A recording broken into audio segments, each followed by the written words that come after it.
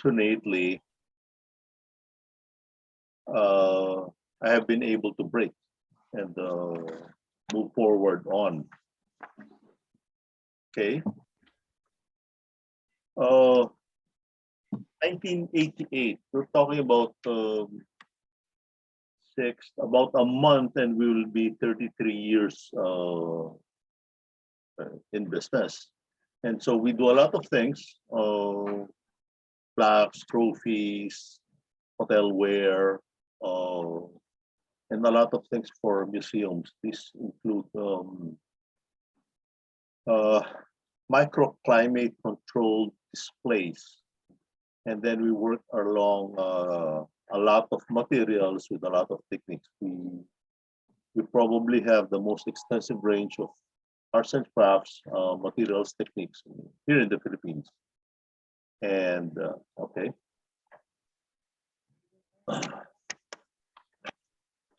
Now, the TID talk has synthesized the 10 principles of single glass, which we have been trying to implement since the start from 1988, and then more synthesis in 1996.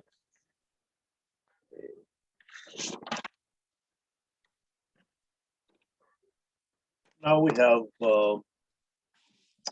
playing your own game. Essentially, we offer customized products and services using a wide range of materials and techniques to mutually exclusive markets. One is the corporate market for plaques and trophies. Second is the hotelware market.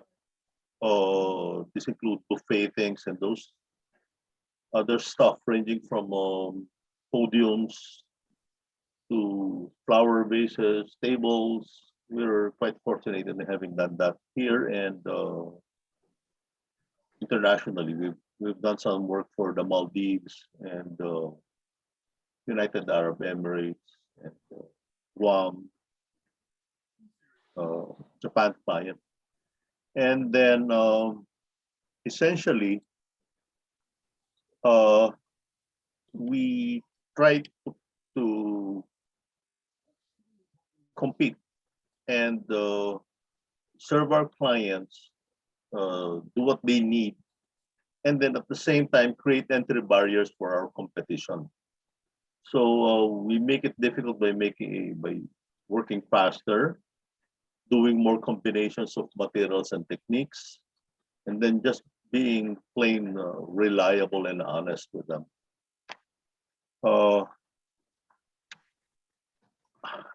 Owning a hunter's mind. Okay, so my former boss, Mr. Gokongwei, said that you find a hole in the market. So I have a proposition in that sense, that somebody somewhere, some point in time, and somehow has created value or made money out of everything and anything that you can see, hear, touch, smell, think about, dream about, and do. So if you touch your hair now, you have shampoo, you have barbers, you touch your skin conditioners, all of those things. So it is being aware of what is around you. And if you're looking for business, just total awareness of what I can do. And then, okay, seeking the stretch.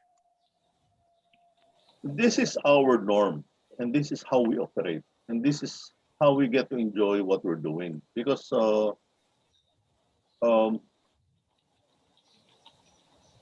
it is called ADHD now. Okay, so I have a very short attention span, like some of our brothers. No? And this automatically creates renewal and the refreshment of your business, because you get to think about new things and plan for new tasks. Aside from that, we have been fortunate that, for example, somebody asked us to do an extremely large bowl. So we built in the cost for expensive equipment into the project. So you may not make money the first time, but you definitely start making more money after you use the things a second time or third time. And then aside from that, look, okay, it does help a lot. Now buying and improvising.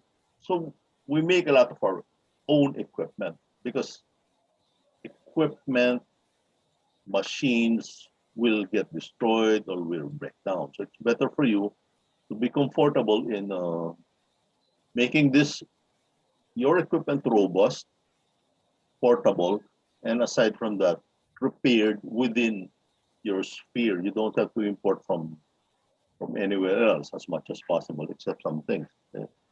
The caveat is you could overstretch. Now, we improvised a lot. Uh, Everything is already in the earth.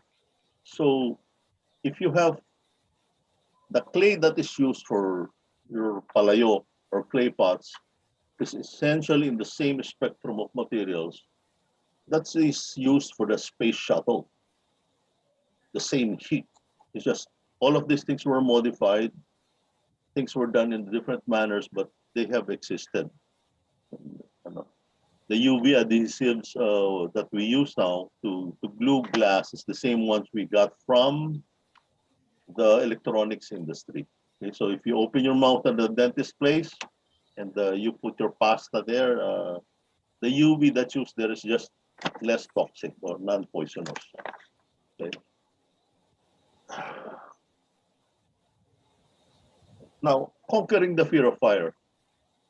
This is highly unusual, and it's a genuine fear that and discomfort we had because we have to deal with the temperatures from way beyond baking bread to about 250, 300 degrees centigrade to 1,500 degrees centigrade. So there's fire, there's heat, flames, and the possibility of injury and explosions. So we learned how to teach ourselves how to get over this.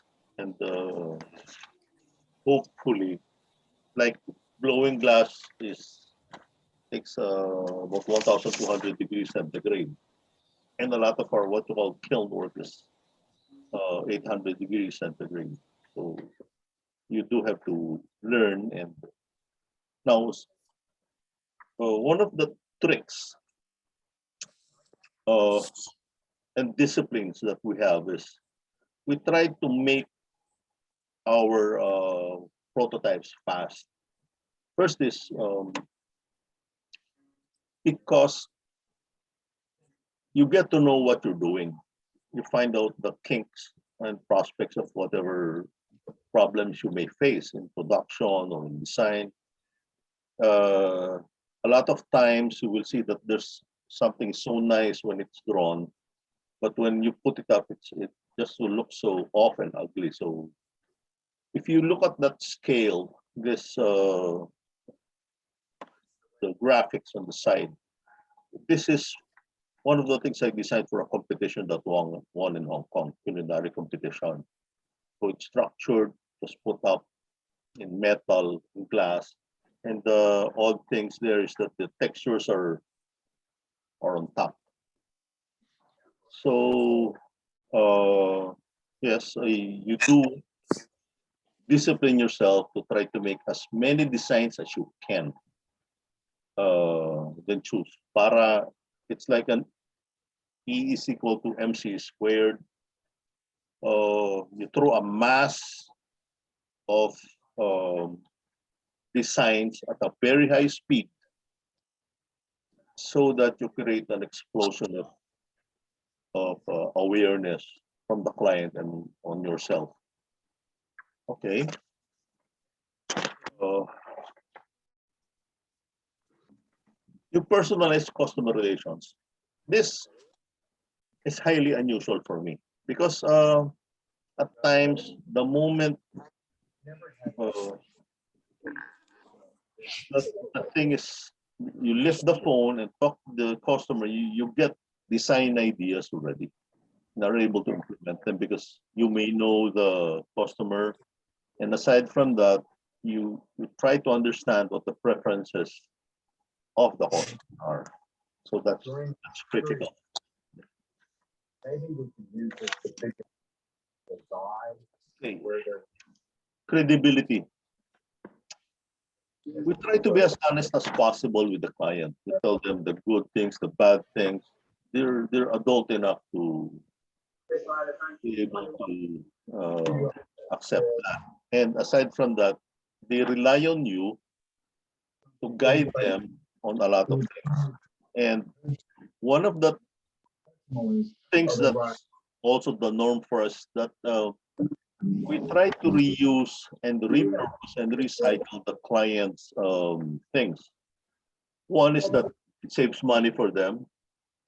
They feel better that if they can save money, then great. And the third one, which is more fun, is that you get to explore what they have.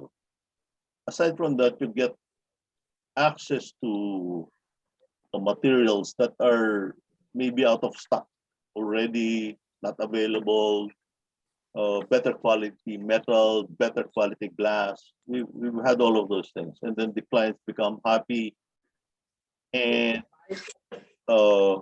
post other orders and refer you. Okay. these quickly spots in town where So natural we hired unemployables. Unemployables, we were put into an urban poor community in Makati. So right in that center, you had unemployables.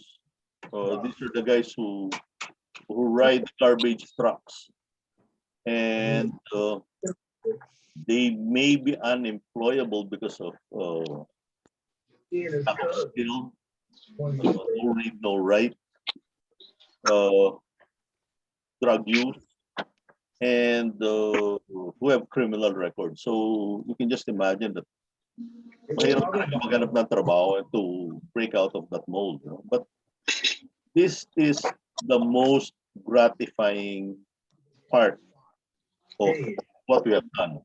Ang sarap ng pakiramdam. I mean, without give the guys dignity, you give the guys hire, respect. hire unemployable as well. Because people are always a company's most valuable resource, right? And then Consider hiring illiterates, ex-cons, former drug addicts. Try for providing unemployables dignity and sense of purpose, and witness astonishing outcomes. we Hire daw. we do not baby them. We set an exceptionally high standard of discipline. You don't say na, sige, pwede na yan. You have to act in a specific manner. You go to work on time, you work your butt off. It's no excuse. Okay, so that builds self-respect that I can do this. I can undergo the discipline of Seagull. And by the way, the organization at that point in time was directly modeled on our fraternity system, which is we indoctrinate, we have camaraderie, and the initiation part is working for very long hours and not giving up. And so we had so much pride. We were trying to instill in them pride that, okay, you're beating people from out of the country. You're walking all over them. Like, essentially, it's really like the fraternity, okay? Us against them. and they do respond to that. Okay, so uh, defending the core values. Okay, we we don't pay off people to get accounts. May kasama for in our case may kasamang built-in bad luck. Okay. Second, not doing so forces you to become better and faster and more honest. And then, but the odd thing is, you will be surprised at what uh, is given in return. I will have to say that God gives something else. So we've had clients for Honda is almost 33 years. We've had Toyota, Nestle, mga 25 years, and all of those things. We do it by referrals. They know that we will be honest. We will treat them as honestly as we can. And at the same time, uh, really, it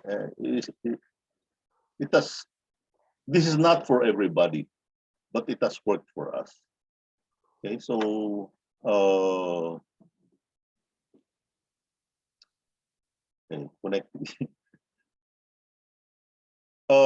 This is the strangest, too many strange things have happened. And I became an entrepreneur at 33, so that if we fouled up, I will probably have another 2 years to get back to the job. But I was also very fortunate to have become the assistant of Sir Gokong Wei, because hindi ako nag-MBA.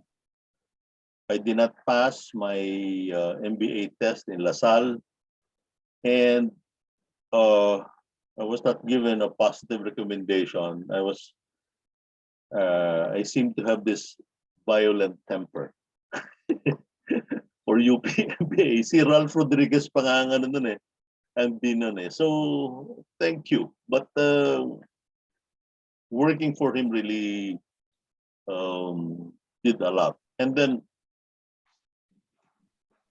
in terms of becoming an artist, that's the strangest of them all. I met this guy, Rachi Kuna. And sa una, I cursed him because I thought he was trying to screw us in one account.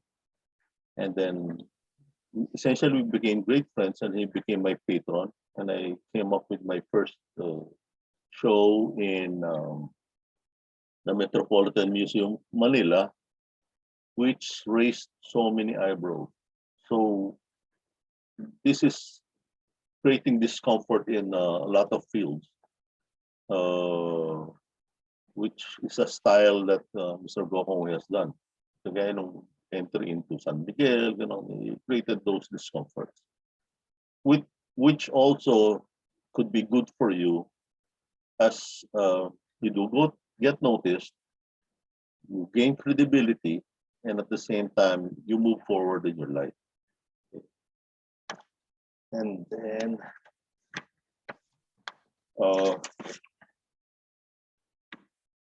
so,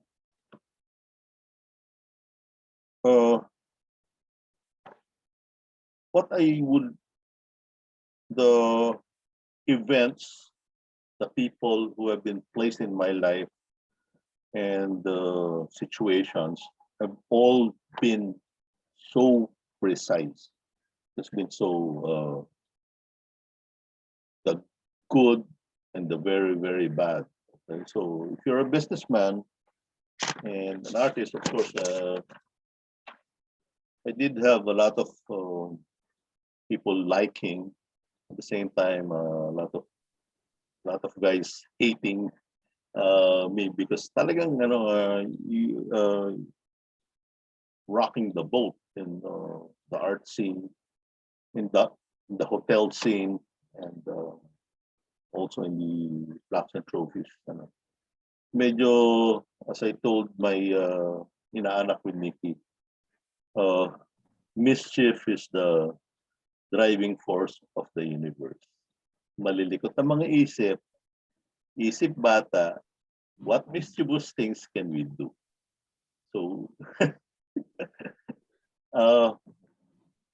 it's been quite fun. I have a lot of gratitude to God for all of these things. Now, there's this mention of a glass cross, which was highly unusual. First time I was learning to work an oven or a kiln, and I cut glass and I cut brass to put inside. It's a 200-year-old Italian glassmaking technique. So while I was cutting the brass to insert it inside, I felt a different hand manipulating the scissors. It was not me. Okay? So when I put it together, put it in the oven, shock of all shocks, it came out very well, survived, and then put it on granite base and given to Cardinal Sin and eventually given to Saint Pope John Paul II. There are two other items that have reached him from me. Two of them were the Tanduay rum centennial bottles. Ambassador de Villa gave him one, and eventually he asked for another one because he liked our rum. Okay, so Brads, thank you very much. Nice one, Brad. Okay. Thank you, Kabach, Salamat, Brad, Kabach. Bobby Castillo. Obviously, si Bobby it's been a long journey. Imagine from hotel and restaurant management, naging manager siya ng restaurant in Malate. Then became an assistant to John Gokongwei. Then finally, naging entrepreneur in the creative business, glass making. No? So, ni-emphasize ni Bobby that there's some kind of unseen hand na gumagalaw dito sa buhay niya, and probably to all of us, no? So what a journey it has been, Bobby, no? So thank you very much. So before we go to the question and answer portion, gusto ko i-acknowledge ang generous contribution ng akong kabatch, si Dr. Rene Catan, who was very kind to sponsor all the tokens that will be given to all the TID Talk speakers. So, daghang salamat kabatch Rene Catan, no? Okay, so mo na tas question and answer portion. So, pwede na siguro Bimbo Pimentel, Brad will take over sa question and answer. So, nakaila ni Bobby, si Bobby used to be a expert judo practitioner. O siguro nahadlok ang mga tao mangutana, there were no questions. Surprisingly. But I have a question, Bob. Let's just start with one very simple question I had when you started the presentation. Why seagull? Why did you choose seagull? This is based on the book of Richard Bach, Jonathan. Oh, okay. Oh, I see. Okay, Good book. this is transcending things. It's a new age type thing, but what we have done. So there's yun ang pinaka-inspiration ng Yes, ng company. definitely. Naka-mute mo tanan. Can we Sabi unmute pangutan. na yung mga pangutana? I think we'll just open the floor kay naka-mute mo mo tanan. This is the question and answer portion. Can we just feel free to unmute? Bimbo, na ako'y pangutana. Yeah, okay. Okay, Togs. Togs, go ahead. Hey, Bobby, personal question. Hi, nako, nice to see you. Yeah. Are you now fluent in Cebuano? Not yet. No. Worse. Getting worse. Oh, getting worse. Oh my goodness. I have to, no, kaya nga It's ipot good natin before you were speaking a little. Now getting worse na, ha? Yeah. So, karon, kinahanglan ning forums na to, karon maka-practice ako.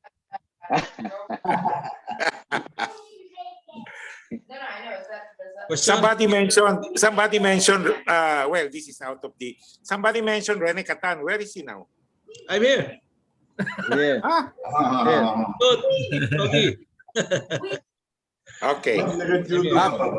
Bob, Oh, I want to show you your product. yeah, okay. I got from you. Yeah. 1994 when I was World Vice President of the JCs. Mm. I let you do this. Aro, I don't want to argue with you. Okay, still here. question. Any other questions, Ren? Anong ko, Bob? Okay. Rene. Bob, ang judo mo, na-remember ko sa Mulabe, grabe ka mag-judo. Ay. Ayun ba, ganun pa rin sa age, old age na? Nakadlo ka pa? No, I didn't. No, I didn't. Kinsa man ay. Oh, yeah. But what do you? Can we unmute that? Can we mute? Okay. Bob, Oh, narinig mo yung question ni Rosen? wa ka dungog. PJ, what Ay, do you want to Ako do? yata, salita ko. Rosen, Nag-judo ka pa, Bob, na dati? That's not the question I asked. It's garbled. Mute. garbled. Yeah, No, PJ. garbled. Hindi mabantayan ng audio ko. Di marinig eh. Sounds like Bob, sa Mulabe, that's what you keep. dati, lagi Yeah. kaming judo. So, bilip na bilip ako sa Don't iyo. tell me about stuff and you Ngayon, point. sa old age, delikado ko pa ba mag-judo? Dapat matakot pa ba tao sa iyo? Yes. Quick I've been question. exercising a lot and trying to keep Good answer. reasonably fit, but Good answer. Next question, Ren. I can defend myself. Can I ask my question? Yes. Okay, ne. Okay.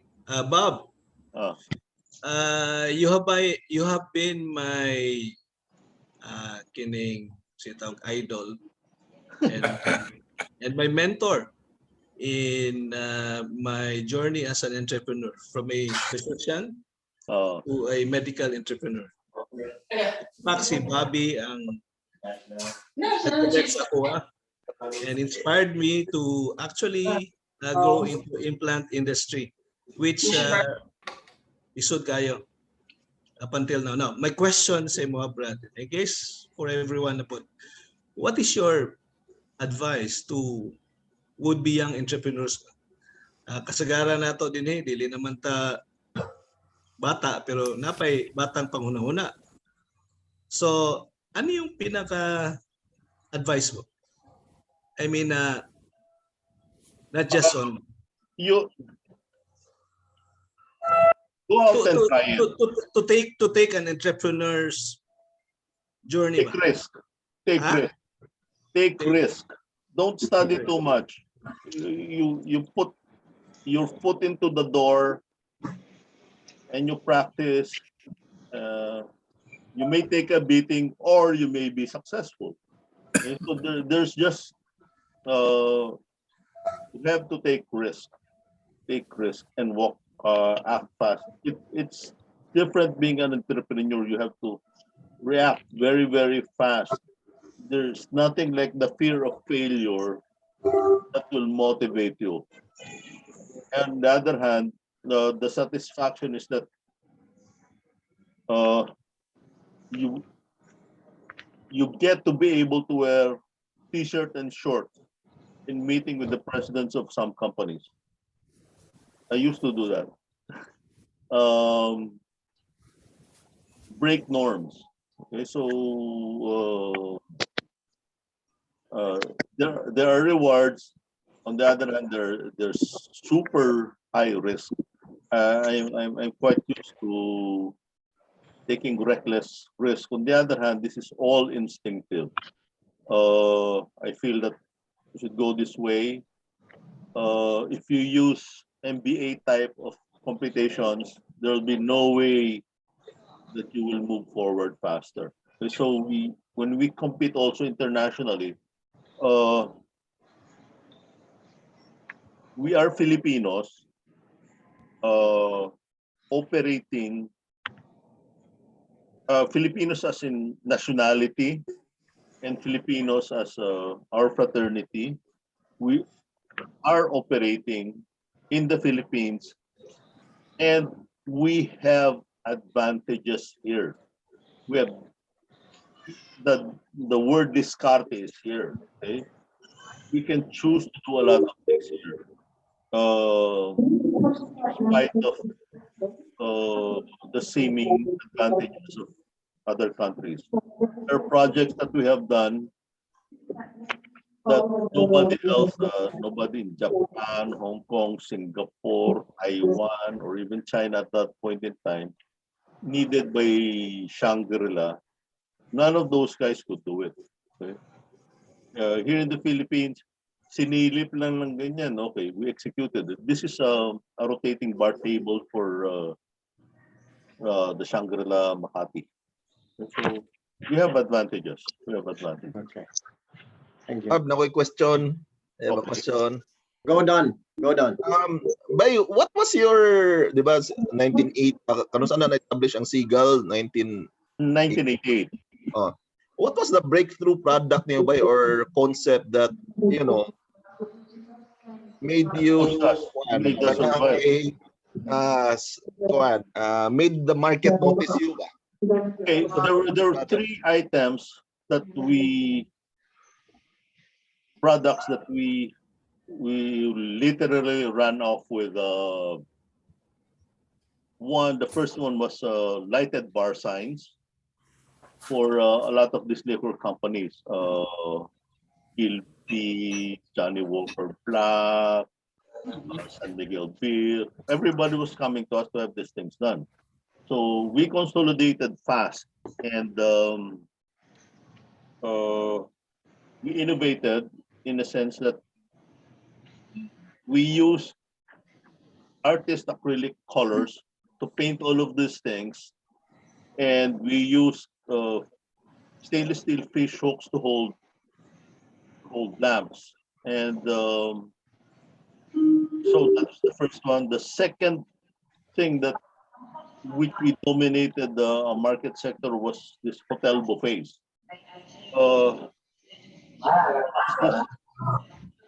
The thing we did for Makati Shangri-La, Circle's restaurant, we put in practically everything there in a very compressed period of time. So that made the hit.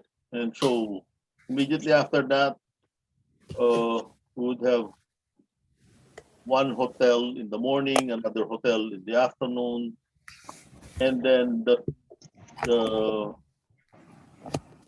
so everybody was coming to us. The third item in which we ran off with things were culinary competition setups. This is what you used by chefs when they compete in cooking competitions. So we made it so fast, and I had my hotel and restaurant background, which was quite useful, so I could deal with chefs one-on-one on their customized items. In this one, as I mentioned before, look for a hole in the market. I placed this, not egotistical, it's just so happened that I put it on a world footing. Nobody was doing it in the world. So that is what all of these chefs told me. Even the chefs, we had chefs who were from Burj Al Arab, chefs from all other countries, because they move around. Nobody was doing it. So being in the Philippines, we were able to execute it quite handily. Okay? So it's just so much risk and so many obstacles, but you just have to try. Be prepared to take losses and take your rewards also. Think of the people you can help. That is what we felt good about, me and my late wife. No? Natulungan namin yung mga tao sa community dun sa, we help these people in the community, in urban poor community in Ponte. So that felt really great. Okay. Salamat, Brad. Thank you, bye. Thank you. Salamat, Bob. I think, how are we for time, Dodge? Maybe one question. Yeah, I think we have time for one more question. Question? One more question. Pwede ko mangutan na ba? Si Marco Wims, kanina pa nag-raise your hand. Si Mark? Marco, kanina pa nag-raise your hand. Okay, Mark, go. Question? Bye. Good morning, Brad, Bobby. Mangutan na ron tako kay you mentioned earlier na like most of us here, and that is very true for me, we have very short attention spans. I tend to dwell. Yeah. Ako lang, bro. Brad, how did you stay in the industry for such a long time for someone with such a short attention span? Because I have a hard time doing things and I want to move on to the next, but I want to keep the last one. So how did you do it?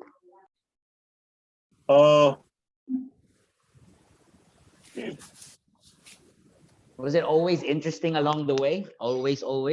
That's why you have to keep your senses on deck, in a sense that what I taught in other art classes, that you feel like your table, this table, you touch that, and then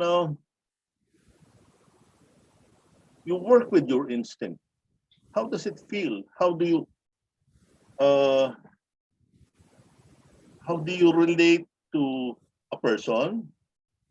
And then what I like doing is people watching, how they react to each other. You gain insights, and at times you laugh at yourself. I think you're able to relate to people. But you see, while you're performing, you relate to each and everyone, and each and everyone, you get this instinct. Okay, so doing other things and a lot of things, I mean,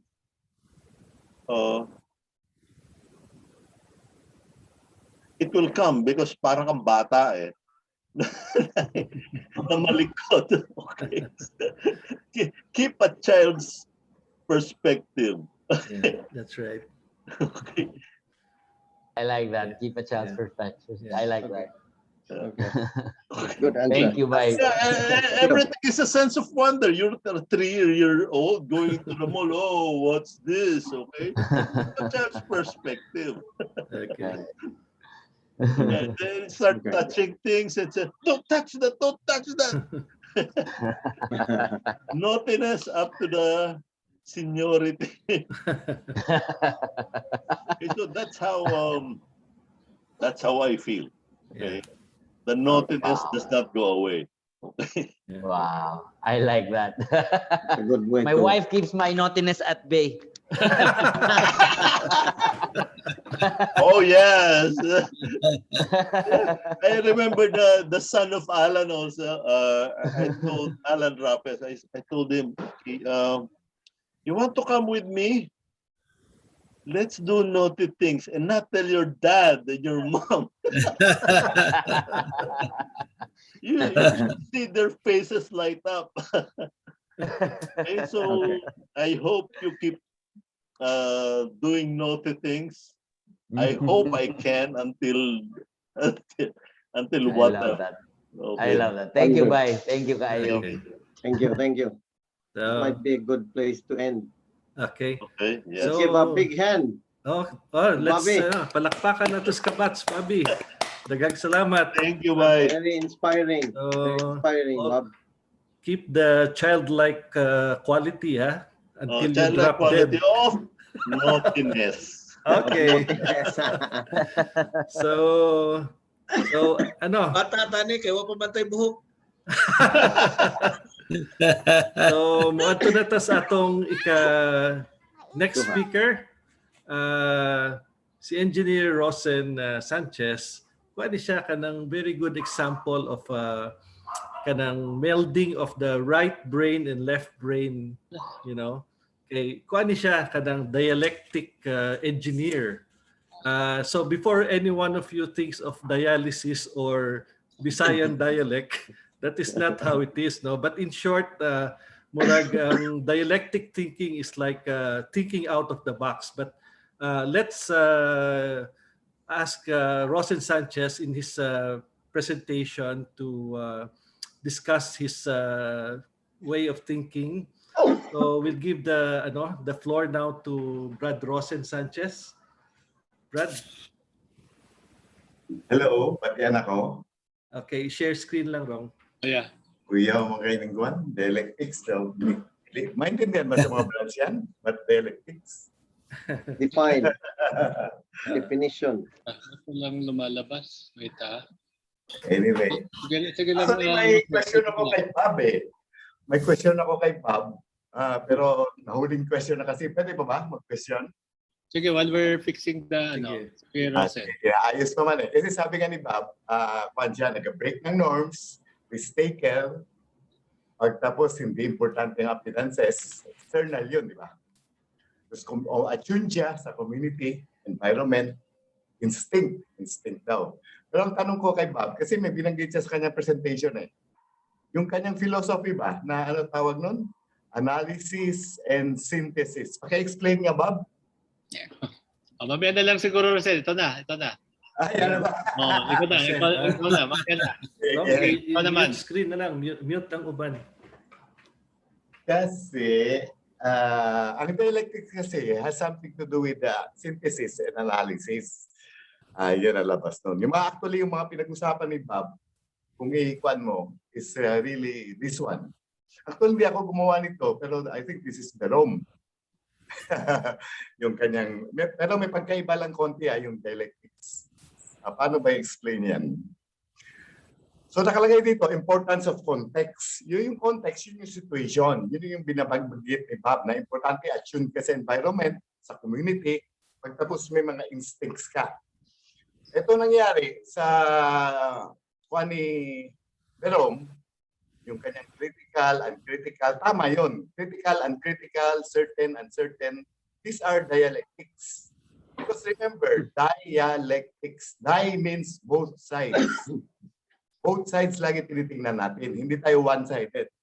Problema kasi sa Western thought, I'm talking now about more general, kasi parang philosophy ito eh. It's based on Aristotelian logic. Kay Aristotle, yung philosopher. So sinasabi niya na logic A equals 1 equals 1. Pwede both sides magkapareho is the truth. Only one will be true. Ganun ka diretso ang Aristotelian logic. Pero kung tingnan natin ang context, reality, at saka ang history, hindi ganun eh. Sa reality, kung maging attune kayo sa environment, pati nga sa psychology ng mga tao, whatever, kahit sa engineering, ganun din. So, yun ang ibig sabihin ng dialectics. Actually, I don't want to use the word dialectics. Kaso yan kasi ang naging common sa philosophy. Anyway, para malinaw sa inyo paano na-develop sa akin ng dialectics ito. It came out because of my Pinoy brads. Nung nasa Mulawi ako, nalagi ko kasama si David Barrios, si Lemuel, yung mga, alam mo yung mga brad na mga aktivista. So sinasabi nila, ako daw masyadong westernized. Totoo rin. At that time, westernized ako. Na alam mo naman, ayoko nga ng mga aktivista eh. Ayoko nga ng mga komunista. Sabi nila, galit na galit ako. Kasi nang tinuruan ako eh, pati sa tatay ko, nanay ko. Yun ang context ko. Galing Davao ako. Pero ito si Dave, alam mo naman, very convincing yung grad natin eh. Nasa Mulawi. Nukuhan ako lagi ng politics, ng kuhan. Huwag daw ako dapat magtutok sa engineering. Kasi puro technical yan. Tignan daw yung broader context ng Philippine society. Okay lang, nakikinig naman ako sa kanya. Kasi, pero dahan-dahan, nabubuksan yung isip ko na hindi lang nga isa ang ganon. Anyway, nagkaroon ako ng nung in-exposure ako ni Dave sa community immersion. Kasi ang isip ko nga is ganon ako na ayaw ko. Pero anyway, later, nagbago ang attitudes ko nung nagkaroon ako ng community immersion. Ang tawag nila sa UP noon is exposure. In-expose ako sa buhay ng tondo, either sa fishing na boat as fisher, sa mga mahirap. Akala ko kasi, napabor ako sa mga mahirap kasi makamasak ka. Pero pag nandun ka na pala, ang hirap pala. Ang dudumi, ang papangit, ang gugulo, ang delikado pang life mo, aming manginginom. Everything, takot ako. Sabi ko, hindi pala ako internally makamasa. Mentally lang ako makamasa. So nagkaroon ako ng dialectics. Iba pala yung mental natin pag-iisip. Iba rin yung what we are sa puso, sa gawa. Talaga, yung what we are. Doon ako nagkaroon ng discovery, self-discovery. So nakatulong dyan ang Pinoy brands. Marami po, di ba? So anyway, nang nangyari na yun, ito na yun, nangyari. Kaya sa engineering career ko, laging ganun. Both sides ang iniisip ko na it can be true at the same time. Halimbawa sa US, ang baliktad kasi Trump, tapos kita mo, nag-divide ng US. So I think it's the real world, and to prove na it's the real world, itong dialectics, actually tawag nila material dialectics and historical materialism, ina-apply ito ng China. Kita niyo yung proof sa China. 40 years lang, ang daming nawala sa poverty. Very stable ang government nila. Ang ganda ng environment. So makita mo talaga sa material, sa actual environment, na may pagbabago. Hindi lang sa salita, na maganda ang salita. So sa engineering, ganun din. Nung nag-aaral ako ng engineering, how has the electric thinking helped me in my engineering career? Ang pinag-aaralan natin sa engineering are all Western. So, di ba Newton's law, force, mass, acceleration, which is true naman. There's no debate about it. Ina-apply na yun kahit saan, sa China, sa Russia, Europe. Lahat yan pero ang sinasabi dyan is, one lang siya, theoretical. Kasi nakuha ko yan sa first job ko after graduation sa UP, sa engineering. Kasi naging top notcher ako sa board, sa exams. So ibig sabihin, ang husay ko sa calculation, sa mathematics. Pero nung pagdating ko sa Shell, first work ko, naging utility engineer ako. Pinadesign sa akin yung cooling tower, yung sa UP Diliman, sa Shell, Kapangaw, Batangas. Ang nangyayari ay kahit anong perfect ng design ng cooling tower pala, lahat ng equations sa engineering in-apply ko, hindi ko tinignan yung context. Sabi ko, bakit pumalpak ang first project ko? Hindi nag-deliver ng cold water sa ganung temperature. So, tagal ko pinag-aralan yun na ilang weeks kasi napapahiya ako first project ko after graduation. Later, nung nakatayo ako sa huling tower, napansin ko, ang Shell pala, nasa tabi ng dagat na ang very shallow water na mahaba. So yung pala, nag-raise ng wet bulb temperature, yun nagiging more humid kaysa sa libro na tables. So nung recalculate ko, nagkuha ko ng exact humidity, nakita ko na doon na ang pagkakamali ko, na hindi ako aware sa context, sa environment ng planta. So anyway, ito na yung mga projects na actual, na marami na ako nagawang projects sa malalaking company, sa maliit na company, no problem. Dahil nakatulong nga ito ganitong classic thinking, na both sides lagi tingnan mo. Saka yun ang sa tingin ko, karamihan na may miss sa engineering, at hindi lang sa engineering, even about life. Sa tingin ko na improve sa health, sa relationship, everything. Dahil sa dialectics na yan. So, halimbawa, itong Christmas, sinasabi dito, si Beram gumawa nito sa Century Park, sa TAF. Christmas yun, 24 December, natanggap ako ng fax pa nun na may pera ako, 50,000 pesos yata, na ipipick up. Saka naman ako, bakit ganun sa Christmas Eve, pero kailangan pumunta agad ako. So, Nung pumunta ako, ang daming drawings na pinapaaral sa akin. Ang problema pala, ang pinakalabi ng Century Park Hotel, umiinit. So ang dami nag-check out ng mga tourists, mga foreigners. Kasi Christmas Eve, ang dami yan na nagbabakasyon ng Christmas Eve, full house nila. pag-Pasko, celebrate sa hotel. Anyway, natakot yung na talanta yung chief engineer, si Nakpil, at saka yung Amerikano na general manager, ay susolve ko kagad. So, ang problema ko, kaya na-apply ang electric dito is wala akong time mag-aaral ng lahat na daming drawing, very ganito makapal ang drawing. Tapos, dinadala na ako ng general manager nila sa chiller room, HU room. Dala-dala na yung mga welders, mga technicians. Oh, engineer, anong gagawin natin? Wala akong magawa. So ito yung sinasabi niya na 4 cents, sabi ni Oliver, na gagamitin. So yun, aware ka sa environment. Ibig sabihin, anong gagawin ko? Wala akong tools, wala akong equipment. So pagsisigarilyo ako para malaman ko ang airflow. Ngayon, ang temperature, sense mo ang check mo na para malaman mo saan na yung hangin. Ang kamay para sa temperature.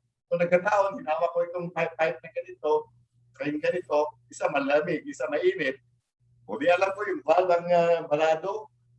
Sabi ko sa chief engineer at sa mga technicians niya, itong valve, kahit naka-open siya, fully open, naka-close to, sa totoo lang. Kung nung kinat at saka in-open, talagang close. So tuwa-tuwa yung Century. Si Luciutan ang may-ari nito.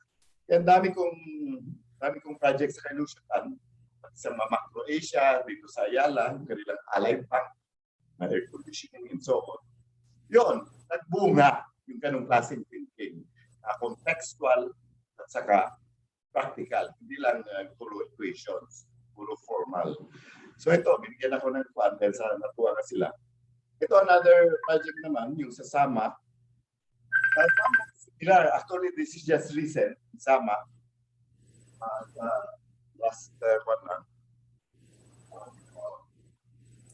Anyway, excuse me. So itong Sama, ganun din, same. Multinational company siya under STIHL, steel company, na nag-smelting. Silang biggest smelter in the world, yung steel, Germany. German company yun. So pinagawa kami ng report, pinakuhan. Ngayon, ang problema pala, yung president's report ko, sinirculate worldwide. Ngayon, ang daming nag-react na mga scientists. Ang foundry pala na metal processing, na alam ni Merckx to, nasa metallurgy siya, it's very complicated. Ngayon, ang daming nag-reply, some in German, some in Chinese, mga PhDs, mga scientists. Mali daw yung report ko. Sabi nga, nakalagay nga sa mga emails, pinakita ko yung gano'n. It's a botch. It's a foolishness. It's mga ganun pa, ang salita. Yun yung sinasabi ni Bobby Castillo, na minsan ang Filipino, mababa ang tingin ng mga foreigners. So yan ang mga challenges sa atin. We have to prove. Anyway, ang halimbawa, isang recommendation na ayaw nila. Gusto kasi nila, insulate yung buong warehouse, ang laki-laki. Sa Batangas. Gusto nila, i-insulate ng 6 inches kapal yung warehouse. Napakamahal. Habang sa akin, gusto ko tanggalin yun. Opposite kami. Sa lahat, 6 na points yata yun. So wala, hindi siya papayag. Pero anyway, that's about 2 years ago, 2018, nag-last ang discussion ng 1 year, hindi matuloy-tuloy yung project, dahil may mga disagreements, until such time na lahat sila lumipad dito sa Pilipinas with the President na kung bakit ganito ang ini-insist. RB Sanchez, RBS. Anyway, after 1 week na matagal ako, naayos rin. In the end, nakita nila na sinunod yung akin. Bakit? Bakit work and PhD sa abroad magiging wrong? Saka dito magiging tama. Hindi dahil sa mahusay ako. Dahil dialectical ako. Ibig sabihin contextual. Ang mga formula in-apply nila sa abroad was for the cold and dry countries. Ang Pilipinas is a wet country. So pinakita ko lahat ng calculation, pati computerized fluid dynamics namin. O yun, na-approve. Ayaw nga nila akong bayarin eh. Dahil sabi nila, palpak ba yung report namin. Pero later, nabayad na kami completely. 100%. Saka na-implement na. It starts today na ganun. Ngayon ito naman, another question. No one really bothered asking, ano ito? Scaffolding. Scaffolding naman sa Terminal 3 ito. Ang Terminal 3 sa airport, kita nyo yung rampa, yung transport ramp, napataas. So EI Corporation got my company to analyze kung enough ba ang scaffolding. Yung scaffolding, yung supports ng concrete pouring. Pour. Mabigat yun eh. Kasi laki ng lampoy eh. So lumabas kami ng report after much study nga. Ang study again is dialectical, contextual, yung dialectical materialism. Actually, yung dialectical materialism na ina-apply ng China is scientific and natural laws ang dinidiscover namin. Hindi siya yung made up ng, against kami sa idealism, yung mental, yung utak ang nag-dictate ng reality. Before, I was like that eh. Pero nung naging dialectical na at saka materialist, ina-adjust namin sa reality, sa context, sa history. So anyway, itong airport nito, tinredict namin, magko-collapse. Magko-collapse yung buong structure. Wiley, Australia, siya nagtayo ng ng scaffolding at saka Takinaka, siya ang contractor. Sabi nila, we have 3,000 scaffolding structures all over the world, sabi ng Australian Wiley company. So bakit nabagsak yan sa Pilipinas? So binaliwala yung report ko. Ganun din sa Takinaka, Japanese sila eh. Anyway, come after 3 months to 4 months after nalabas sa amin ng report, bumagsak nga. Bumagsak ito, hindi lang binalita. Ang damages is 50 million pesos. Mabuti lang, walang namatay. Pero nahatak ang ibang structures, pati yung Terminal 3 building structures. So yun, kinuhagan kami para takbo. Takbo yung mga Wiley sa amin. In-engage kami ulit to redesign para i-build up ulit scaffolding to support the whole structure again. So pinayara kami na malaki at saka nung chinek namin yung ginawa nila, over-design naman masyado. Overbuilt. Kasi ayaw na nila magyari ulit. Pero yun, dahil rin yun sa ganong klaseng thinking. So I'm really happy na si Dave Arios na Pinoy. Pero dyan sa pag-introduce sa akin, kundi talagang conservative thinker ako. Saka hindi ako open-minded. Plus and minus na ako sa pag-iisip. Sorry, kung plus ako, minus. So you have always to think marami. Yun na ibig sabihin ng dialectics. So ito naman sa Burj Khalifa, this is the world's tallest building. Sabi dito ni Dirong, Victus like 42 daw. Kaya pagkatotoo yan, dahil to be an HVAC design manager sa world's tallest building, ang dami mong kalaban. May Singaporean, may European, may American, may Korean, Japanese. So 6 months ang vetting nila process, ang daming interview, daming kwan. Hanggang ako napili. Alam mo bakit napili ako? Dahil ginawa ko yung, sabi nga, risk taker. Ginawa ko yung tallest building sa Pilipinas, yung PBCom Tower at the time. So nung in-interview ako, may yapang ko yung mataas ang pressure, gano'n. Tapos siyempre, siguro, ito dami ko naming projects at that time, siguro nag-believe sila na kaya nito. Anyway, ako nakuha. Ang problema ko, pagkuha ko, the first day pa lang sa Dubai, first day, in-interview ako ng project director. May problema ako. Pagpasok ko sa container office niya, hindi ko alam na siya pala. Nagreklamo ako ng lakas sa sigarilyo, smoking. Who is smoking here? Nagreklamo ako. Sabi niya, I am. Tuloy naman ang interview. Ang problema, after the session ng interview, wala siyang binanggit. Sumamaan loob niya. Sinabihan lang ako ng HR manager na you're told to go home. So, laki ng bagsak ng puso ko na pinaghirapan ko 6 months. Pagkatapos, pinapauwi ako. Na hindi ako tanggap sa signature project kasi yan. Tuwang-tuwa ako, nakakita ko ang Pilipino, Pinoy 55. Na mas mahusay kayo sa foreigner. Pero ang daming politics sa loob na tinatanggal talaga ako. Anyway, to cut the story short, sabi ko na may short time tayo. Nag-rely ako sa dialectics ko pa rin. Ano ba yun? Alam ko na ang situation nila, ang context nila is delayed na sa project. Tapos mali-mali yung design nila. Ang main reason, hindi naman dahil sa palpak sila o mas mahusay ako, hindi ganun eh. Ang context, ang history. Ang history ko ay American standard. Ang history ko, ASTRE code sa air conditioning design para sa Burj Khalifa. Ang reviewer ng Burj Khalifa is our Americans, Hayden, Tidmore. Kasi sila nag-a-approve ng mga drawings. Yung problema na mga Indian, Japanese, Korean, at so on, na nagpapasikat na sila kaya maging Burj Khalifa design manager, ay sila ay British standard at saka iba-ibang standard. Yung Japanese may JIA standard, ang Korean may sariling standard. Naintindihan ng reviewer yung American.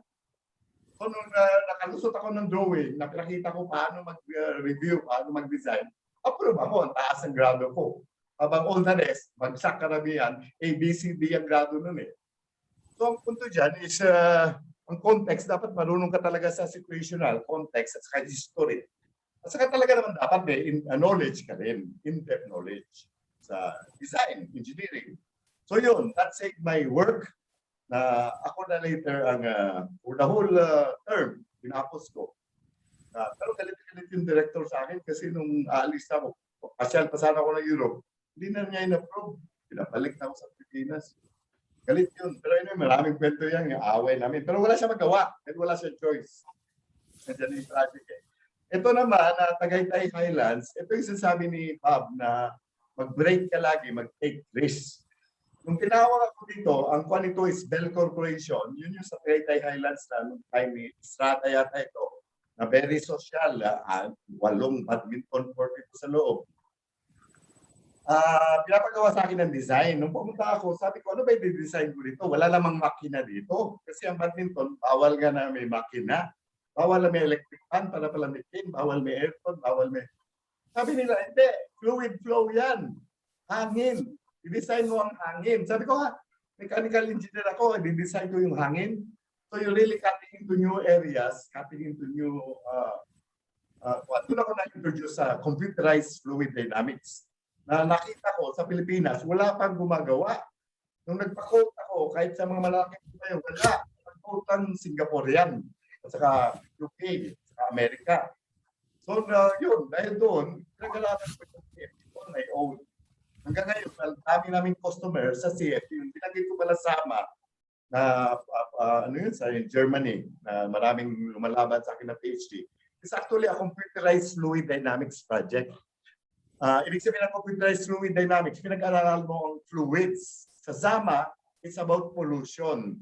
Yung buwan ng foundry na kinukontak, sobrang init, sobrang dumi, at yung mga neighbors, reklamo. Ito naman, sa badminton na ito, ang problema nila, paano ipalamig na papasok ang outside air sa building. Nagkaingin ng utulong ng architect. Ito yung drawing, makita nyo sa drawing yan. Yan yung ginagawa namin drawing. Na in-implement na yan. Hanggang ngayon, it is existing. Naging comfortable siya sa iba. So ito naman, last. Actually, marami pa. Nakakatuwa ng mga experience pag mag-think outside the box kaya saka magamit ka ng realistic na die. Na open-minded ka. Ibig sabihin, you entertain all questions, all sides. So ito, all the while, sabi nila, bakit tanggalin mo bomba? Eh dahil sa calculations namin, sa simulation, nakita namin, unnecessary na. Eh sabi nila, 15 years na itong tumatakbo ang bomba, ayaw namin ma-affected yung production. Siyempre, ayaw nila mahinto yung gawain ng planta. Natakot sila. So yun, risk-taking din at saka tinanggal namin. Siyempre, pag nag-engineer ka kasi, may nirecommend kang ganito na takot yung mga kapitalista o mga owners dahil malaking pera na masira sa production or minsan malaking investment, 100 million hanggang 300 million yan. Ginawa ko sa Festival Mall. 400 million sa Metropolis na mga chiller plant na unusual. Pero pag ginawa mo yung unusual na yan, na never pa na-apply sa Pilipinas, Star Mall, ganun din. Kaya hanggang ngayon, customer ko pa rin na Star Mall kay Senator Villar. Dahil mga unusual things na gagawa namin through diligent at saka scientific. Ang scientific mo, hindi lang based sa formula, hindi lang based sa libro o theoretical. It has to be based on life, based on actual experience, based on history. O yun. So malaking natipid nito. Ito, Star Mall din ganon. Nakatipid ng 4 million a month. So tuwan-tuwa si Villar na nakatipid ng 4 million a month yung Metropolis. Na Star Mall, yung Star Mall Alabang, sa kuryente sa Meralco. So 48 million a year. So bawi-bawi ang cost ng kanyang bagong makina, chiller, mga whatever. Pati bayad sa amin, bawi-bawi. Just to side note, hapon nag-seminar din kami sa PSME, Philippine Society of Mechanical Engineers. Ang engineer ko, si Nick Johnson, present. Actually, this week lang, nakatipid din kami sa Philip Morris ngayon. This week lang. Ng 2.4 million. So actually, binabayad sa amin, kung binabayaran kami 1 million, kahit 2.4 rebayad sa amin, return on investment nila less than 1 year. Walang ginawa, walang biniling equipment sa Marikina Philip Morris plant. Walang dinagdag. Ang all it needs is yung electrics mental set. Utak. Yun lang ang value na dagdag. Hindi naman bumili ng bagong efficient na chiller, bagong makina, binago, control system. Hindi pa nga ako pumunta, yung engineer ko inoperate niya buong planta na for the past 10 years, ganun daw sila magpatakbo ng planta. Ngayon, i-verify nila kung ma-maintain ba yan in 1 year, 2 years, 3 years. So yun. Pero sa tingin ko, ayos yung ginawa ng engineer ko. Pero kasi lahat ng engineers ko, lahat ng mga tao ko, tinuturuan ko ng ganitong klaseng thinking. So may multiplier effect ako sa company. So kaya I think yan ang nagli-lead sa success. Ito naman, Glass Tower, bago lang rin ito. Actually, last year, 2021, mag-start up ito. Nasa Ortigas to. Alam mo ba ang glass nito? Kita mo, puro salamin. Ang pagbili pa lang ng glass, dahil triple-E, low glass, kasi mahal lang ang lupa sa Ortigas. Salamin pala. Kasi very high-tech siya. Anyway, dito na-apply din namin na CFD kasi problema ang ventilation dyan. Pag puro salamin ka, saan ang butas mo na magginawang building? So yan yung mga challenges. Ang daming challenges sa engineering, lalo na pag mag-apply ka ng fund. So question ngayon, ito nilagay ni Vera Muli, part 2 pa explain daw bakit ganon na binago ko ang pag-iisip. Sabi ko, umpisa sa Pinoy yan. So kayo, pasalamat, may interaction sa mga kwan. Kasi hindi natin alam lahat eh. So marami, maganda matuto sa iba. Anyway, transformation, totoo yan. Sabi ni Badong, introvert ka ba? Introvert ka ako, dahil meron siya nagpupan kahit sa mga Pinoy nun. Pero kahit introvert ako nun, sabi nga, may pagka-contradictory ang tao eh. Mahilig naman ako sa chicks. So lagi ako nasa political science club, sa arts and sciences, kahit wala man siya ako sa mga brad. So ganon. From bullet, nag-aaral ako ng karate, ng guan, ganon. So ngayon, hindi na siguro basta-basta mabuli. Tapos naging pabalik insura. Ayan pala, nagkausap ako sa sa UP. Ito naman, nag-MPA din ako. Alam naman ito dahil lumabas na ako dyan sa Inquirer. Nung nag-design manager ako sa Burj Khalifa, nilabas ako sa Inquirer. Sinabi na MPA. 10 years ako dyan. 10 years ako sa MPA. So, ngayon opposite. Baliktaran eh. Naging businessman ako, kapitalista o whatever. Yun ang problema sa life ko. Masyadong erratic. So yan, tawag dyan extreme paradigm shift. Bakit? Bakit naging ganon? Kasi minsan sabi ko, you cannot learn something just by having an opinion of it, na against ka or for. Sometimes you have to immerse, exposure ka, or talagang magbabad ka. Sometimes ang sinasabi nila totoo eh, marami kang mapulot. Kahit yung kalaban mo, hindi ka nag-agree ng mga tao. Kahit mahirap, kahit may something ka ma-learn. It's good to learn from people. Sabi ni Papi din, good to learn from others, environment, whatever. So from Western philosophy, kabisado ko rin yan, to communism, kabisado ko rin. So from socialist to capitalist. So maganda naman ang stark contrast ngayon, socialism sa China, capitalism sa US. So magulo ang US ngayon sa China, masyadong na-recover na sa COVID, ang bilis na na economy nila, wala na ang COVID. So party na nga sila. So anong kakaiba? Isn't it may system sila, maybe the way of thinking or the way of working?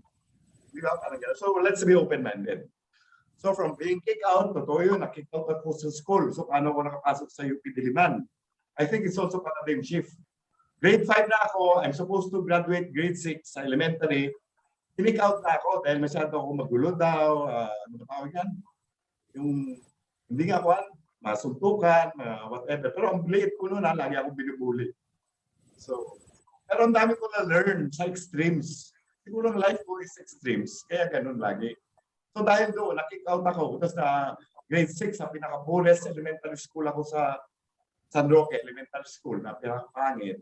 Sa high school, pinaka-pangit din high school ako. Vocational school ako eh. Davao School of Arts and Trades. DSAT, ang tawag nila noon, Dala, Sanggot, Adlaw, Tanan. Kasi half day kami, may dala kaming sanggot. Ang trabaho namin, pagpuputol ng damo sa athletic field. Kasi ang laki ng etiquette, saka daming damo eh. May child labor rin na, high school kami. So hindi kami masyado nakaaral ng academics. Pero at that time, I really gusto ko talaga pumasok na sa UP Diliman. So from the poorest school to UP Diliman. So yun yung ginawa ko. Anyway, tapos na. 20 minutes lang daw sabi ni Jerome. So thank you everybody for listening. Yeah. Okay. Very Okay. good Thank you. presentation. Daghang salamat, Brad, Rosen. Siguro before we proceed to the question and answer portion, mukuha lang sa group photo, Berong, for posterity. Sige. Camera Video. on, everyone please. Camera on. Everyone, Camera video. on. Jing, Nikki Fukuy, Connect. George, George. okay, Jerry Corsino, Christian. Of course, my daughter's here because she's a future presenter. Maybe and Diane. I don't know. Robert. Diane. Jing Adan. Jing, napaka-Jing. Okay, so si Jing lang walay Si Robert. Saka Si George. George Savara. George. Natin Robert. Okay. Oo, maybe nag-exit si George. Okay, 1, 2, 3, smile. 1, 2, 3, smile. Okay. Okay. Thank you. Okay. Thank you. Going to the archives forever. Yeah. Okay. Sige, so Questions. Bibo, Questions. take it away. Okay. Any burning questions? Yun, nag-raise hand. Or very Use the raise hand inspirational. icon. Raise hand icon. So it's under reactions, no? For those not familiar with Zoom, press reactions on the right side, lower right. Bims, another question. Okay. Go ahead. By Brad Rosen. So you spent 10 years at NPA. How was your readjustment back to engineering? Did you parang nag-umpisa ka back from scratch, or you were doing engineering projects as well while you were in the mountains? Alan Rapes ka ba? Alan Dolores, Alan Dolores. Yeah. Parang hindi man tayo nag-meet. 80 man ako. 80. Anyway. Dili na ako edad. Nagpagkamara si Rosen. Ganito, actually, nung bumaba ako sa bundok, ang problema ko, wala akong trabaho, wala akong pera. Tapos ang problema ko, tatlo ng anak ko, nag-asawa kasi ako sa bundok, si Maggie, teacher siya sa Assumption. Napakahirap pala, pag 35 years old ka na, wala kang pera, tapos may mga anak, tapos sinayahan ka na sa bundok. Paano mag-aaral? Paano ang bahay mo? Wala akong bahay. Sabi ka nila, kahit sandok ka, wala akong pinagmamayari. Ang pinaka-problema ko, nag-apply ako sa Shell. Yun ang alam ko eh. Ang pinagalingan ko na engineering eh, Shell. So ayaw na Shell ako tanggapin dahil terorista daw ako. Baka daw sasabog ko yung... Alam daw ng PC eh. Alam din daw nila. Anyway, pero tinulungan pa rin ako ng Shell, ng HR manager nila. Nire-recommend ako sa Binturo, na Shell at saka sa Brunei. So ang problema ko, ang shift, yung tinatanong niyo, Brad, di ba? Ang shift. Ang problema sa shifting, kasi kung historical ka nga, nasanay ka sa collective action. Hindi ka na individualistic. Kasi kapitalista ka, individualistic ka, socialista ka, more on the group theory. So ginawa ko project manager dahil yung Diliman ako at saka, yun nga, maganda, top-toucher sa board, maganda, laude, sa UP. So bilib na bilib sila base sa records ko. Hindi ko kasi nilagay na MPA ko eh. Siyempre, natural. Ako yun. Pero anyway, ako agad na una yung interview ako. Tinanggap. No problema ko, nung gagawin mo na ang actual job. So first month pa lang, tinatanggal na ako sa job. Dahil hindi daw talaga ako kaya. Nagugulo ng project. Naaway ako ng mga workers. Napatabunan pa ako na-resibo ng purchasing eh. Yung project. So yun, ang nag-save ulit sa akin, yung paradigm shift. Yung paradigm shift, alam niyo, yung paradigm shift is 180-degree turn. Yung plus and minus, kung plus ka dati, maging minus ka ngayon. Naging kapitalista ako, naging individualistic, naging manager. Naging strong personality, na kailangan sa Western world eh. Para maging presidente ka o manager, dapat strong ka, decisive, at saka ruthless. So yun ang paradigm shift ginawa ko. Na ang dahil sa yun, mabilis ako mag-adjust. Yung sabi nga ni Pap, dapat mabilis ka mag-adjust sa situation. Nag-class ako ng 9 years ulit. Kung 9 years plus ako sa Kilusan, 9 years ako sa abroad. Para lang makaipon ng bahay. Para lang makakuha ng mapaskwela mga anak ko. Mga basic. Yun ang history ko. Thank you, brother. Sagot. Thank you, Brad. Ikaw, question. Question para ni Rosen. Na NPA ka hug 9 years, what exactly ay mong gibuhat sa NPA? Kay ang katong picture gibutang ni Berong, company man to. NPA company. Di ba? So, di ba full-time armed or kanang SYP or propaganda team? Unsa may mga trabaho ni mo dito? Nagdaanan ko lahat yan.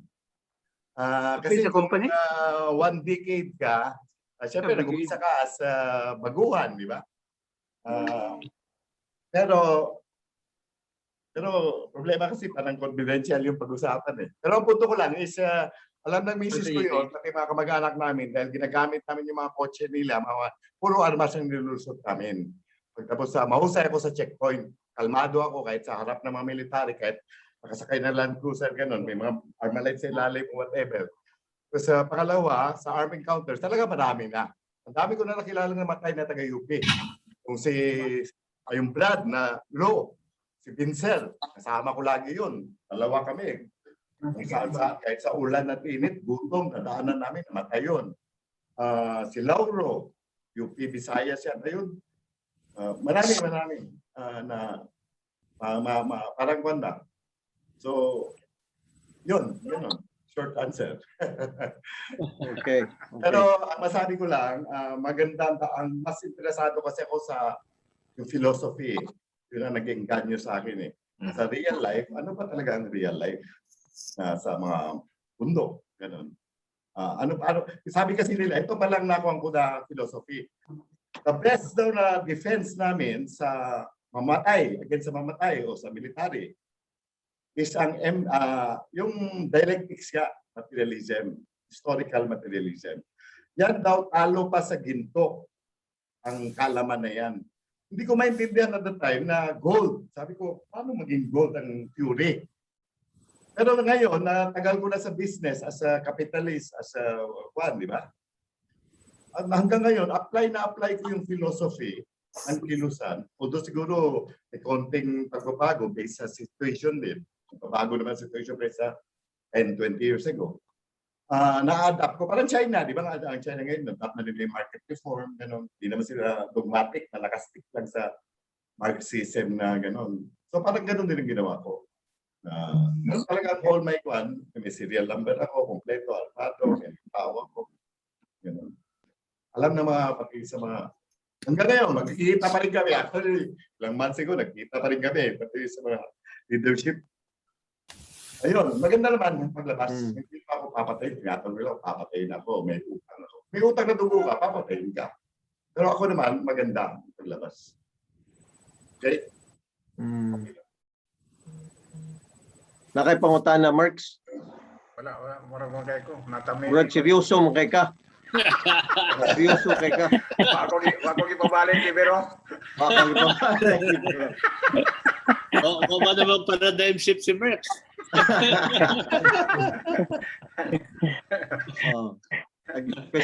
Questions. Dayon. Tamimit ka dan sa imong storya, Sen. Amimi Baka nasagot. May tanong ako, Rosen. Baka nasagot mo na to eh. Baka nasagot mo na. Pero just for my benefit, baka pwede mo i-expand. Kasi yung theme ng presentation mo, yung dialectical philosophy, di ba?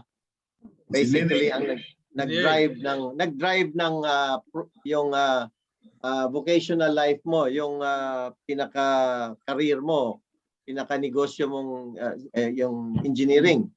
Pero I'm wondering, sa tagal mo nang ina-apply yon sa engineering, I'm wondering, as you look back maybe in the last 10 years or 15 years, paano nakaka-influence ng personal na life mo, personal na buhay mo, yung relationships, yung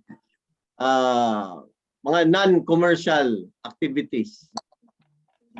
Ganito kasi yan yung tinuro sa amin, hindi ka dapat mag-fixated sa idea. So actually, ang dialectical is, hindi ako fixated dyan sa words ng dialectical. I was even thinking what is a better term. I was thinking of natural, scientific thought, gano'n, or ano ba yan? Dialectical, natural, ano man. Ngayon, ang tanong mo is, paano nag-yan? Ibig sabihin, nagde-develop tayo ng thought through our experience. Hindi siya naka-fix. Bawal ang dogmatism nga or one-sidedness. Diba? So yun, ngayon, paano ko na-apply sa life yan is, actually, very useful siya. Ito sa akin lang, I don't know for the others. Pero very useful siya pati sa mga empleyado ko, sa mga associates ko, sa pamilya ko. Lahat ng na-touch ko ng mga tao, bumabalik sa akin, pati mga anak ko ngayon. 3 ako anak sa first wife. Bumabalik na malaki na sila ngayon, mga 20, 25, 30. Lagi sila nagpapasalamat na na-understand na sila nung out of the world, out of my house na sila. Understand nila na tama yung tinuturo ko. Kaya nga bilis sila ma-promote yung mga anak ko ngayon. Lahat sila, 3. Tataas ang pwesto. So yung isa, pinalipat ko sa Huawei. Yung Huawei kasi sa Chinese company. Gusto ko mag-aralan niya paano ang Chinese company like Huawei ang bilis-bilis maging top of the world sa 5G technologies from only 20 or 15 years ago lang. Di ba mga Chinese ngayon ang bilis umakyat ng mga companies? So makita mo sa practice o sa actual, hindi sa salita, there's something correct sa ginagawa nila. So yung anak ko nandun ngayon, siya ang Information Solutions Manager, parang ganun, IT Solutions Manager sa the Ford, sa Huawei siya. So na-apply ko siya, hindi lang sa work, pati sa love life, pati sa health. Ang health ko actually ang layo-layo na kaysa na 15 years ago, talagang lahat ng old age yata na sakit, nandiyan na din sa akin. So, nare-reverse ko yun. Halimbawa, hindi na ako sumusunod sa doktor. Hindi naman siyempre useless yung doktor. Pero, kwento kami ni Katan, 8 hours yata. Halimbawa, hindi na ako nagtututbrush o nagtututbrush. Hindi naman nasisira ang ngipin ko. Habang 15 years ago, iba ng ngipin ko. At saka sabi ng tatay ko, baka daw, nagpupulbos na talaga. Natural daw yun. Pag tumatanda ka, tapos kalbo. Pagtapos lahat ng problema, acidic, lahat. Diabetic, hindi na tumatayo. Ganon. Basta lahat ng problems. Ngayon, dandahan, through dialectics nga, at saka scientific, natural. Sabi ko, hindi dialectics dapat natural laws. Ang natural laws kasi is natural. It's not made by our mind or mental. Ayaw mag-aral ng natural laws. Parang Newton's law. Wala makaviolate yan kahit anong utak na gawin mo, mental. So ganun din ang society, may mga laws yan, pati relationships, pati love life, pati sex, pati everything. So na-apply ko in all aspects of my life. So yun ang tingin ko, baka mag-open ang mind sa inyo. Thank you. Thank you. Thank you. Thank you, Rosen. Very good answer. Any other question?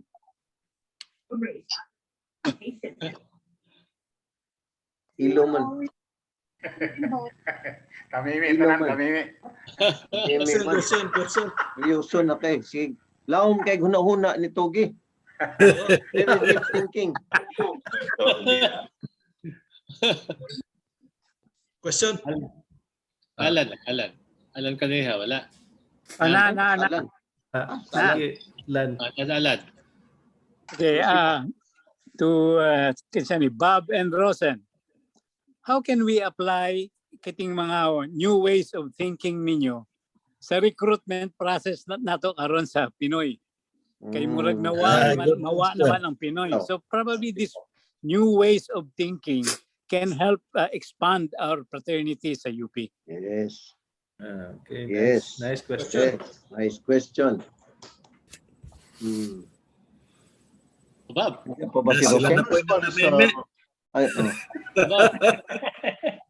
How to have fun.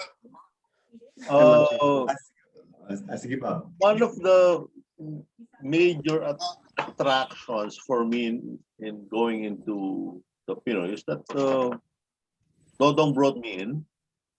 And the we have to develop the the the means to impart that you go to Pinoy for the fun and camaraderie. Okay, and so how do you express that in terms of today's target recruits? So pinag-iisipan pa. A lot more naughtiness in store. So yes, it's still I've been thinking of that since the time we started discussing these things. How to go out and do it, and how do you express, and how do you give them a feel of the group, subliminally or practically. I don't know how it can be done, the physical feel of the closeness and camaraderie. So how do you express that? Alan, just to inform you, Lan, in group discussion group with the younger brads, we're discussing strategies na maybe to rebrand the image of Pinoy, maybe to provide scholarships, maybe to do mentoring, maybe.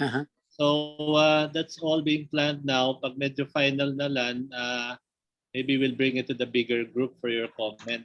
So, kay duha na lang sa residents na bilin Lan, duha na lang ako. Lagi. So, that's why siguro we need a paradigm shift in our recruitment process. Kaning Zoom na to, one strategy, kaning Zoom karon wherein hopefully all of the brads from all 6 decades will participate. So more or less magka-exchange of ideas, cross-pollination of ideas. Sige. We had a short discussion with Togi the other day. Probably Togi can expand on that.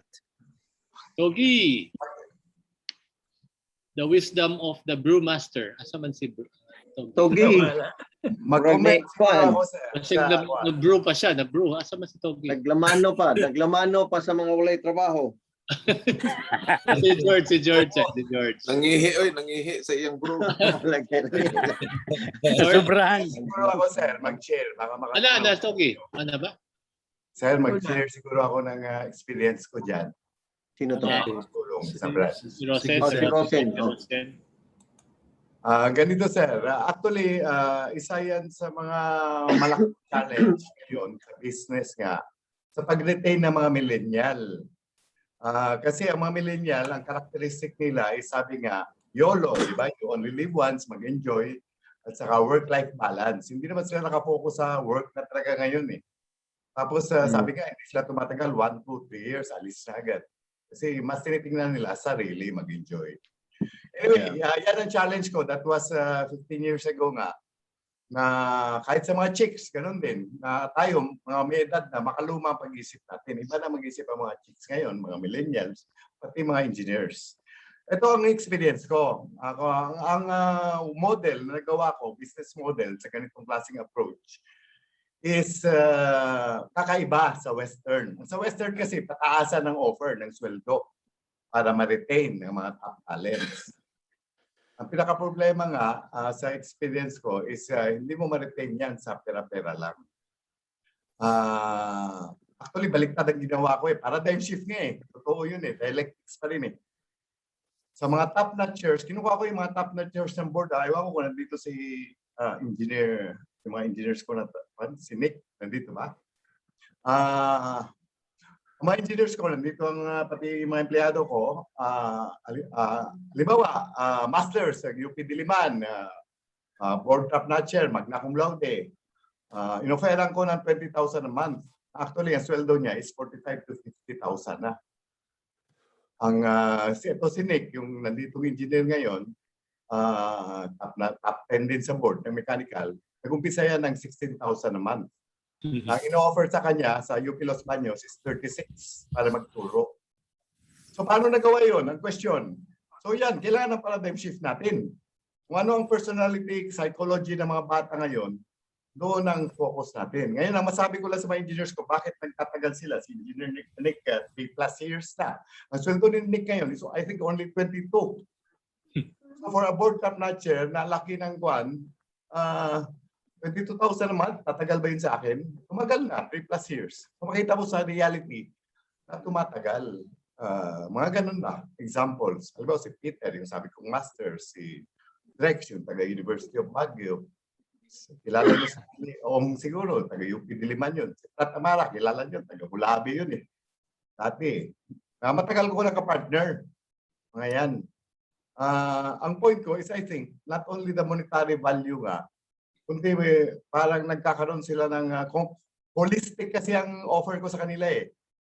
Work-life balance nga. So meron kaming health improvement programs, meron kaming mga exercises. Kita mo sa kahit dito sa room ko maraming gym na mga pagtapos pati sa relationships, pati sa career, of course, most important, kung engineer ka, gusto mo ang career mo, nagbe-breakthrough sa mga mahirap na technologies, mga updated, katulad ng computerized fluid dynamics, katulad ng, sabi ko nga, advanced control systems, na may artificial intelligence, may supercomputer kami.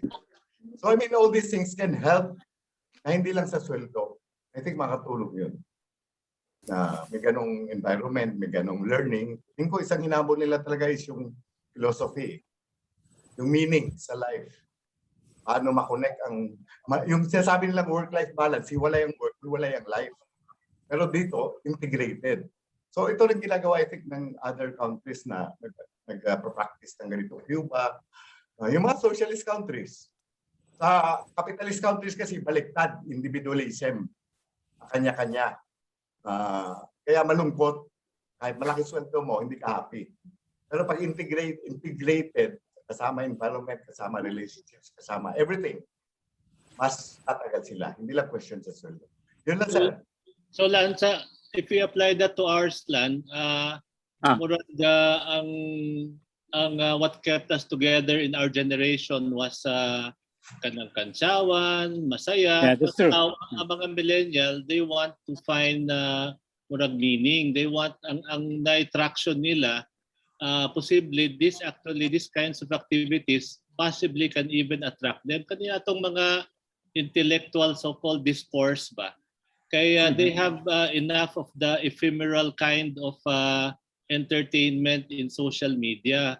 So perhaps if we position Pinoy to be more para bang substantive, more na ay intellectual development and cultural development, maybe that will actually attract the. Actually, we have young brads here, Alan, na ay mga above 2,000 batch na din here. I don't know, maybe they want to react. But this is one thing we're trying also, Lan. Murag nanadiha ang atong camaraderie, but we're repositioning na posible mo ni ang gipangita sa mga mas bata karon. So I would say develop a sense of purpose for these people. Yeah, oo. Tsaka in our discussion group with the young ones, Lan, we heard from them that they like pala the idea of associating with the senior brads. Ang kanilang batang brads karon. So this is the platform now. Si the wisdom of the brewmaster, Togi. Okay na. Oo, Togs. Togi. Hindi ba napag-usapan natin the other day yung possibility of expanding yung purpose natin sa Pinoy? Kaya nga parang nagkaka-mental block ako eh. Hubog ka na. So we talked about, the first question I asked Alan was, ilang Pinoy na lang ngayon sa UP Diliman? Two. Dalawa. Two. So bakit? So sabi ni Alan, because of COVID, virtual na. So I was suggesting, why don't we go on virtual recruitment? Yeah. Kasi may mga anak na gustong pumasok, may mga pinsan. So let the alumni help mag-recruit virtual kasi hindi naman siguro nakakapasok na ba sa UP? Di pa. Hindi pa yata. Hindi pa. So Wala pa. kasi baka mawala na yung Pinoy sa UP. Given one more year of COVID, wala na kasi mag-graduate na siguro yung dalawa. So why not do a virtual kwan? Tapos siguro sabi ko kay Alan, we will mention what benefits they will get from entering the Pinoy. So sabi ko sa kanya, ilista yung mga achievements natin, yung mga alumni na mga nag-a-achieve na, yung mga chairman ng bangko, gano'n, yung mga politiko. Sabi ni Alan, baka ma-sideswipe din yung mga walang achievement or mga gano'n. Sabi ko, so ang solusyon dyan, wag natin ilagay yung pangalan. Yung parang may kwan ba, may pamphlet or whatever, yung history ng Pinoy, tapos yung mga achievements, what they can get, and then yung Invictus, yung mga ganun ba, yung Pinoy hymn, lahat in one, parang isang module ba. Yun ang ibibigay natin sa possible neophyte or yung ma-recruit natin virtually. Kasi kung wala, mamamatay na tayo. Not a recruitment video now. We're planning to come out with it maybe in a month. Appeal ka, Togs, ha? Appeal ka ha, sa recruitment video. Oo, basta anything to help. Kasi anyway, we are limited na lang sa Diliman because before, I remember during our time, there was a suggestion to establish a chapter sa UP Visayas but UP Lahog but siguro hindi in-approve kasi gusto Diliman lang, which is correct, which is good. So mag-virtual recruitment tayo tapos anyway, pasay na yung initiation eh. So we will give them maybe 3 sessions, parang mga question per session, parang na lang, essay or whatever. Then after that, Pinoy na sila. At least we are perpetuating the fraternity sa Diliman. Kesa we will not do anything now, after 1 or 2 years, patay na. Sinong gagalaw doon? Wala na. Tapos, parang tayo na lang ngayon, mga contemporary, but 70, but 80, nag-uusap. When in fact, it's already 2021. No? I don't even see anybody past the 2000 di ba? So parang tayo lang mga matatanda nagsasalita ngayon. Ikaw lang matanda. So later on, wala na. So yun na. Si Aldos is batch 2007 ba? Aldos, can you... Yeah, I read somebody 2003. 2003 diha. Become Musulti Aldos? And then it's already 2021. I remember before, graduate ang Pinoy, let's say 75, 70, active masyado, active, 78, 70. Pero ngayon, 2021, wala man. After we left UP, there was a surge in membership. Siguro mga 80s or 90s, di ba? Ni daghan ng Pinoy. Yeah, I heard by the 90s they got to 60 yata or something. Some big number. Sayang, no? Kasi makita na ako sa internet, mag-Google ko Filipinos 55. To ang mga picture. Daghan naman kami before, mga 20 lang 25. Pero mas gwapo may before. Di ba, lad? Mga magagandang lalaki. No doubt about it. I think one of the projects is recruiting... si Mike's ni Moana, Togs. Ako mga amigo si Merx, oy. So, ang problema nato ron is how to perpetuate adapting to the modern times like virtual.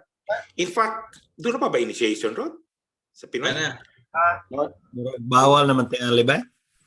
Si Aldos. Pero kanang underground ba? Ga-initiate pa ba ta? Aldos. Paminaw ang Aldos.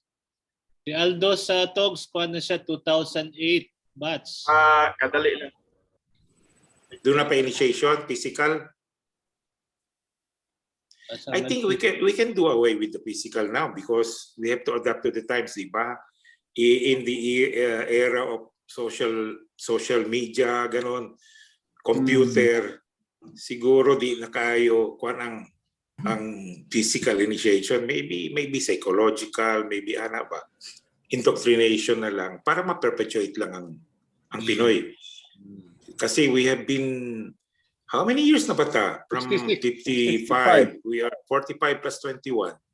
66.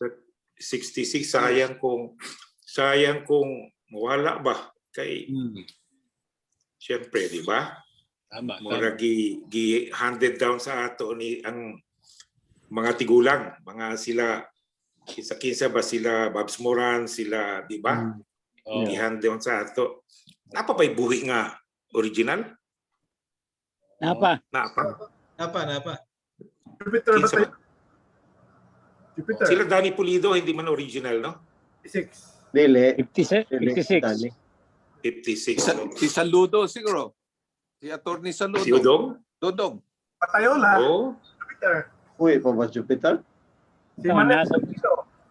California. So, siguro, ang buhato nato, form a committee, siguro recruitment committee, mo na mo work out. Para continuous ang recruitment, virtual recruitment. Bahala na kung tagaan sila exam, mga tulo ka exam, and then finals, Pinoy na mo. So at least, perpetuated, di ba? Mao naman sa nagigbuhat sa mga laing plats no, na may initiation. Yeah. So natay natay mga small committees. In fact, na ay suggestion na kailan ba ka ni Kenneth Cobonpe, Togs? Kadungog ka ng Kenneth Cobonpe, one of the top industrial designers in the country now. Brad, Murag nakabasa ko, ana. Anyway, murag nakabasa ko. So industrial designer na siya. Then I let him look at our logo. Kanatong logo ba? Black and mustard ang contrast. So he's willing to parang tweak it a little bit. The same pa rin ang element, which is the Alibata letter for P. But ang look lang ba? Ang look, i-update lang so that more attractive. Kay mo lagi nagingon sa mga younger brads, murag we need to make Pinoy a parang perceived to be a younger brand. It's perceived to be an old brand. So i-update na to from logo to the methods na to of recruitment. Tanan na siya tong si Juan. Oliver. Yes. We should also I think we should also intensify our advertisements sa Google or other social media. Pinoy should always appear sa Google. Once you search it, daghay information about Pinoy sa Google because that's what the young people are looking now, di ba? Ingon ng young people lang dili man kuno website ang kinahanglan basta social media lang daw. Social media. So kinsa to Eugene ang parang vlogger natong Brad na ano? I forgot we had a small discussion with Eugene. I don't know the Brad. We have a brother who's a very good vlogger. Si Marco. He was here earlier. Si Marco. Okay. Si Max Limpag ba na? Max Limpag. Max Limpag, yeah. Mayo. That's true. Yeah, oo. So ang recruitment video lan will be also catered to the young yung incoming freshmen. So it will be parang edited by my daughter who works for a company in Singapore who does that. And then we'll be asking for nagbago na tayo Brad ang concept. Kaya murag kung 1 minute mo sulti naglisod siyang edit. So we will be circulating guide questions na 1 word lang ang answer. So maybe siguro mas daghan na ninyo mag-contribute na 1 word ang inyong i-answer. And it will be a very fast-paced recruitment video na I produce na to. So we'll reach out also to you. Anyway, ang next TID Talk na to will be July 4, no? That's next first week Sunday here in Manila and Saturday evening in the US every first weekend. So ang atong guest next TID Talk will be Kenneth Cobonpue, batch 85, and then we will also try to bring in the children of Brads, no? So this will be a Pinoy community. So again, we're repositioning Pinoy from Moraga Inom-Inom, Kantsawan to a bigger kind of community, incorporating the children of Brad. So we'll start off with the daughter of the Doji, who's a very successful entrepreneur in terms of wellness products, no? Dana Marquez. So that's next weekend. Then after that, nanay pairing Osaka Brad, Osaka anak ng Brad, ang musulti, so that we can bring in the younger crowd also. Okay. So I hope good. I hope Lan, si Bayani Roselio, try to contact him. Oo, sige, maybe through Alan and George, at least you have an idea na what this platform is. Okay. Maybe you can reach out to those na medyo interesado then we will continue to reach out to the younger Brads. Yeah, okay. they can give ideas. Oo. And then if you have also parang suggestions kinsay atong speaker na medyo na ay insights to share, so atong schedule, no? Sure. Oo. Okay, I guess that wraps up Okay. this no? 2 hours na. Sige, pasalamat tas atong mga guest ron. Yeah. Yeah, I think, what I noticed is kalain mga dagwa yung sa mga tao. The last time I saw, for example, si Mars Robosa, gwapo kaya na siya. Gwapo kaya siya? Sa una gwapo. Karon ano matuara na kwan? Kapasalan ba to? Gwapo gyapon. Gwapo gyapon, mga I have not seen for 40 to 50 years. Si Alan Dolores nawala ng buhok. Ay, sakita na. Ang pagkagwapo wa mawa. Regard sa misis. Ang pagkagwapo mo gyapon. Samot noon. Atong si Joel Nobalo, matiguang Si Joel, bata paghihapon. Bata pa kay Joel Bata. Doon na siguro na yung mga apo, di ba? Naghang pagbuhok, Joel. Unsa may sikreto, Joel? Puyo sa busay, Bert. Puyo sa busay. Naman yung balay sa busay, bukid. Naka-mute ka, Joel. Naka-mute ka, Jo. So next is si Jing gahilom-hilom ra pero mulabok ni ron. Mataas sa itsura, Jing, Jing. Ay sus na mute dayo. Ano minaw ko? Nalingaw. Sikreto ni mo, Jing, ang sikreto sa anong bata pa man ka. Sa ganaan buhok? si Merks, ganaan makibaw si Chicks na namang kabat.